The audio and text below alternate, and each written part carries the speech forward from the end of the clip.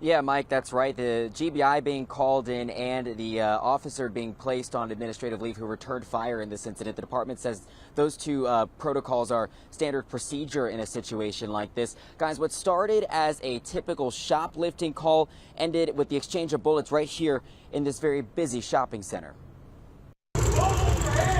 The moments after investigators say a Savannah police officer and a shoplifting suspect exchanged gunfire caught on camera. The GBI says it started around 7:30 yesterday evening at this CBD shop on Ogeechee Road near Chatham Parkway. That's where 29-year-old Quayshawn Whitehurst is accused of stealing a book bag and taking off. The store's manager says it unfolded in a matter of seconds before they called police. He snatched it and dashed.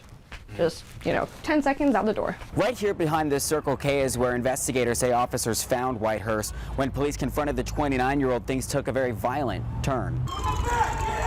The GBI says when police told Whitehurst to stop behind a nearby gas station, he shot at an officer who then returned fire, striking the suspect. I feel a little scared. Vanessa Castro says the shooting happened outside her store. She describes a chaotic scene, one that unfolded in front of her young children. They say, Mom, I don't want to go over there no more.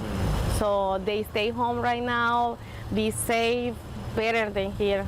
During his weekly news conference, Savannah Mayor Van Johnson said it's been nearly 2 years since the last officer-involved shooting in the city. It follows 5 that happened back in 2022. If the officer was determined to be justified in using deadly force, then we as a city will stand by that officer.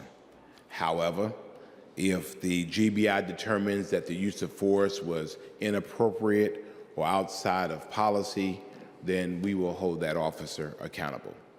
In the meantime, I ask that everyone withhold judgment.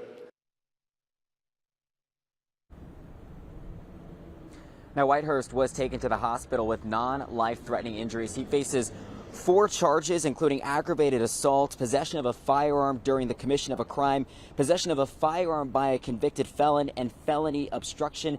We did reach out to both state and local investigators, but they could not tell us exactly how they believe Whitehurst obtained that firearm. It's also important to note, guys, that the officer who returned fire, that Savannah police officer, we're told, was not injured during this incident.